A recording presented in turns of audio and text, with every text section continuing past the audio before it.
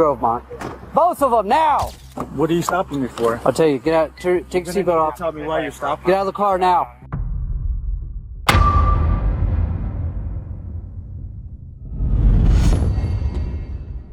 In the world of law enforcement, a single second can redefine a career.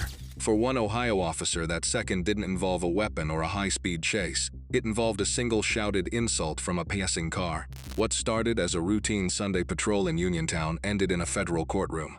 A citizen was detained, handcuffed, and read his Miranda rights for a crime he committed, but for a word he spoke. But as the officer doubled down on the arrest, he didn't realize he was handing that citizen the keys to a $5 million lawsuit. The price of one word is $5 million? How did a simple protected insult turn into a massive constitutional train wreck? To understand the fallout, we have to go back to the moment the calm was shattered. Go ahead. I'll be clear from that stop. I have another stop. I'm going to be at Cleveland and Oakwood. Correction. Cleveland and Grovemont. John 1127. King John 1127. You start me another unit. March 22, 2026. The road is uneventful. An officer is wrapping up a standard traffic stop, the kind of mundane task handled thousands of times a day. There is no threat, no urgency.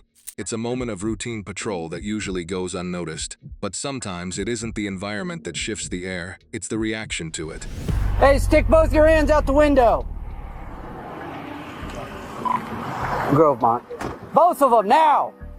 Did you guys Cleveland and Oakland? Step out of the car. Suddenly, a vehicle passes by. It isn't speeding or swerving, but as it clears the cruiser, the driver shouts a sharp personal insult at the officer. It's crude and offensive. The question instantly becomes, can words alone justify what happens next? What are you stopping me for? I'll tell you, get out, take your seatbelt off. Tell me why you're stopping. Get out of the car now. Get out of the car. Okay, you're gonna face the car. manhandle me? Okay. I'm detaining you for disorderly conduct, and then you also decided that you wanted to reach or hide something underneath the glove box or inside the... I don't know what you're talking all right. about. 4 to 6. I just came from Bethany back in the town. You go ahead and this is going to be a lawsuit, That's fine. Within seconds, the officer shifts focus entirely, activating lights and sirens to pursue the driver. The original stop is abandoned without hesitation. A decision made in anger always costs dearly. This isn't about what was seen, it's about what was heard.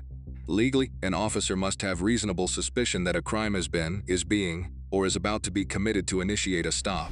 You're being detained. You have no reason to detain me. I do. You have stated I do. not a legal reason. So the reason why I'm detaining you... Is what?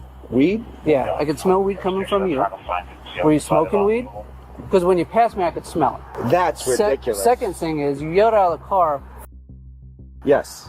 You know that's disorderly conduct in the state of Ohio.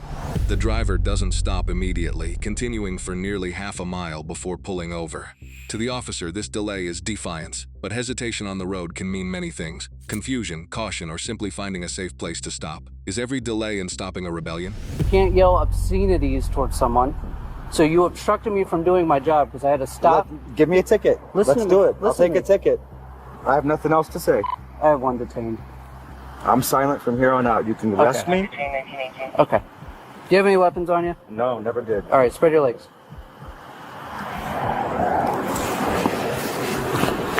The officer catches up to the driver at the intersection of Oakland and Cleveland. Commands are barked without explanation. Hands out the window. Step out immediately. The driver asks, "Why am I being stopped?" But instead of clarity, he's met with repeated demands. This is command presence, used to take control of a scene. But when authority requires obedience before justification, the legal line begins to blur. What's this? Probably keys. Okay. I have no weapons, so. As the tension rises, the officer begins listing justifications that feel increasingly fluid. Disorderly conduct, the alleged smell of marijuana, and suspicious movement inside the car. Are these genuine observations or reasons constructed after the fact to justify the pursuit? That's no crime. Okay. I'm gonna have you take a seat in my car. No, I'm not taking anything. You definitely are. Mm-mm. You just came ripping up after me. I got nothing illegal. I'm not putting you up here. I'm putting you back here. Is there a reason why you didn't stop almost half mile down the road? I didn't know you were coming after me. How would I know you're coming after me? So I was about to pull over and police car, lights and siren behind you. And you just decided that you weren't gonna... Well, I was deciding to pull into this road. Okay. I wasn't trying to, like, Go ahead and take a seat. Whatever you put in the glove box or underneath the passenger seat, underneath your seat, I'm gonna check. The marijuana odor claim is subjective and firmly denied by the driver. The supposed movement is vague and unsupported by evidence. While the officer points to disorderly conduct, the Supreme Court has held that verbal abuse of police, while offensive, is generally protected speech under the First Amendment. He challenges the detention, calmly asserting his awareness of his rights. When a citizen knows their rights, unchecked authority always falters. This knowledge disrupts the officer's control of the narrative. Despite the pushback, the officer proceeds with a pat-down and places the driver in the patrol car. Miranda rights are read. Why escalate to this level without a clearly established crime? The situation takes another turn. The driver admits to having vapes and gummies. The officer introduces a new law, claiming these items must be stored in the trunk. Can enforcement rely on laws that aren't widely understood to justify an arrest? So, sir, I got a question for you. I'm gonna read your rights. Under arrest. You haven't read my rights.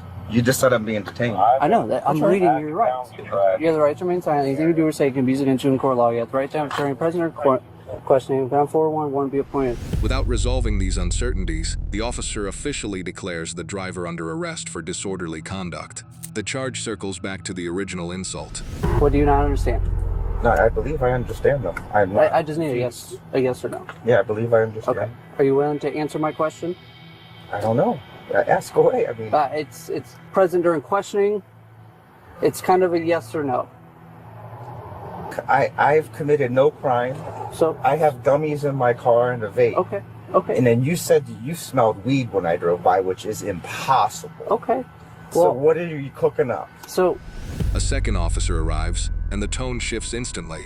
In a rare display of internal accountability, the second officer openly questions the basis for the arrest. He acknowledges that while the insult was disrespectful, it wasn't illegal.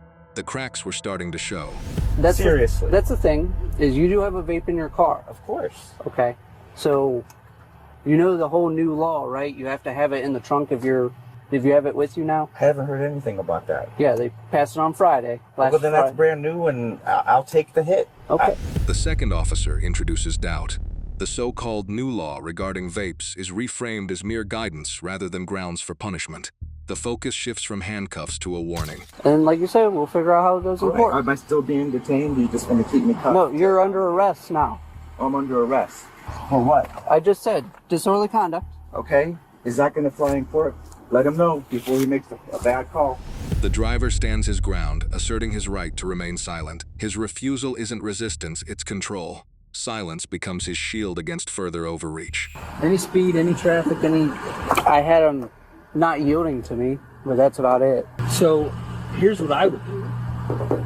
Since that law just went into effect Friday, Okay. I would educate it. Law changed Friday, today's Sunday. Okay. Just so you know, you can't transport this stuff like that. It needs to be in your trunk. Okay. The officer begins to soften his stance, offering explanations that feel like post hoc justifications. The encounter ends without charges. The driver is released with only a warning, but the silence at the end carries weight because this story was far from over. Dude, yelling "fuck you" to the police, I that's understand, freedom of speech. but I was on a traffic stop with other people around me. It is actually disorderly conduct.